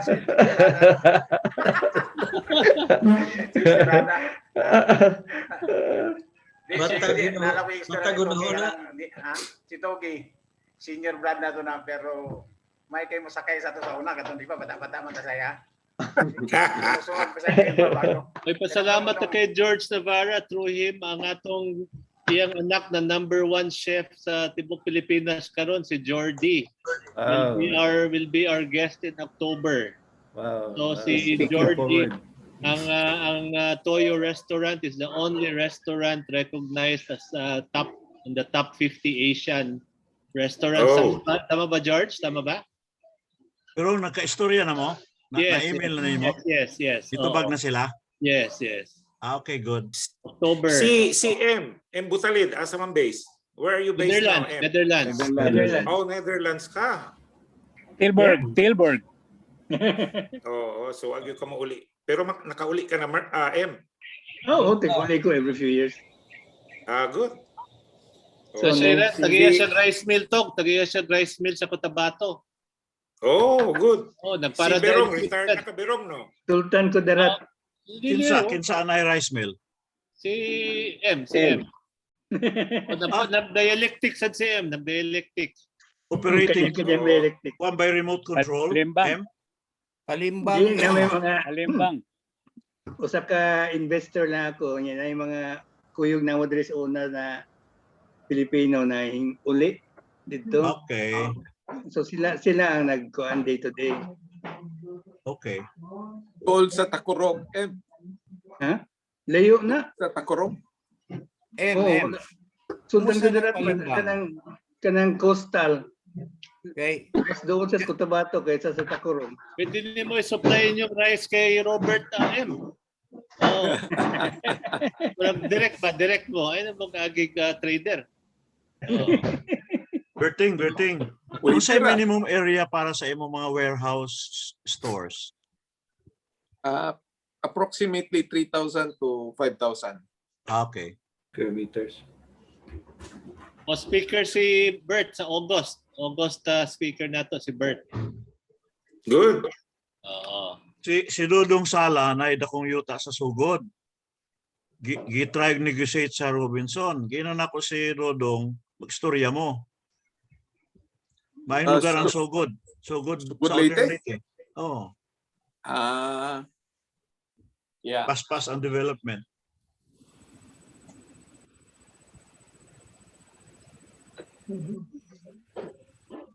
Okay, so Derong. Oh. Si Togi sa November daw mag-present. Oh, bro, about beer. Oh. Sige, Togs, November, Togs. Kay book naman ng speakers up to October. So, November, Togs. Ang problema na ako, I don't know how to present it. Just like, PowerPoint ba na? Ako'y mahimo sa imong PowerPoint. Istoryahin lang ko sa inyo imong kuhan, kinabuhi. Pwede sad. That could be nice. Sige, Togs. Basta magkuhan lang ta. Micro brewery. Home brewing, Togs. The craft beer business, no? I brewed for 40 years. Galing. Uso na rin ba diri sa Pilipinas ang craft beer? Uso na diri, Togs. Uso ng craft beer. Yeah, nabasa na ako. Kusog na microbrewery sa Pilipinas. Maghimo tag Pinoy 55 craft beer. Kung dunay investor diya sa Pinoy, I will act as a consultant for free. Basta ang brand Pinoy 55, no? Basta dunay mag-invest, dunay kwarta diha. And then from sa Pinoy lang, kwarta na. From the planning to everything. Lalimang ka na. Investors. Take note, ha? Free ang consultancy ni Sige, so November ka, Togs, ha? November. Okay. Brewing. Good. Brewing. Specifically, dili ang technical aspects siguro. Dili. What it takes to have a micro brewing. Yeah, mga general kwan. Sige, that's good. Okay. That's good. Napasubo si Togi. Particular na. Sige, so let's propagate this TikTok platform, no? Hopefully, mas daghan mo appeal, mas maayo. Okay. Okay, so uy, nagka-picture ba tanan? Kaniha wala pa. Tingnan ka ba ka-tools? Kaniha? Ano pa ulit? Picture usab. Ha? Kinsa may wala ganiha? Dayo sa nawala. Again it. Ha? Usab. Again the picture. One more si Christian Hauser.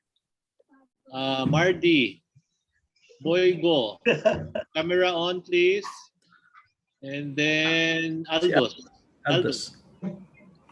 Aldos? Naka? May problema yung kuan. Okay. Internet. 1, 2, 3, smile. 1, 2, 3, smile. Okay. Thank you, everybody. Thank you. Okay. Pa si Rene? Ha? Naa. Isa man. Si Rene ba? Rene Katan. Naa. Page 2. Nasa Aldos karon pa yung gawas na mga Sa pa ulit. Aldos, based in Davao. magna cum laude economics. Oh. Pride of Eugene Go. Okay. Christian Hauser. On cam, please. Unmute ka. Okay. Christian Hauser, can you put on your cam? Oh, wala man. Okay, so everybody smile again. 1, 2, 3. Again. Smile, Don. 1, 2, 3. Okay. Okay. Thank you, guys. Thank you. Bye. Thank you, Brad. Oh, next month, Brad. Okay, guys. Okay. Thank you. Bye. July 4 ang next. July 4. Okay, thank you, Togi, George, Okay. Joel, Alan, Jerry, Bye. Corsino, Okay, Matthew. bye-bye. Thank you. Salamat. M. Bye-bye. Bye-bye.